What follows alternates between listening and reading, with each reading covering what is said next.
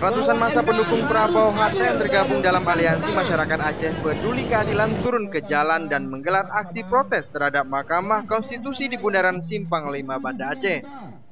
Koordinator aksi Muzakir Reza Falevi mengatakan pelaksanaan pemilu di sejumlah daerah syarat kecurangan.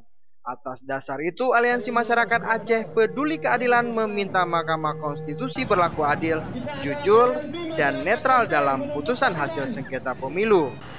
Dalam aksi itu mereka juga menyampaikan 5 tuntutan, diantaranya MK segera memerintahkan Polri untuk menangkap mafia komisioner KPU yang telah mengelabui hak suara rakyat dan meminta pemilihan presiden ulang demi tegaknya nilai demokrasi yang adil.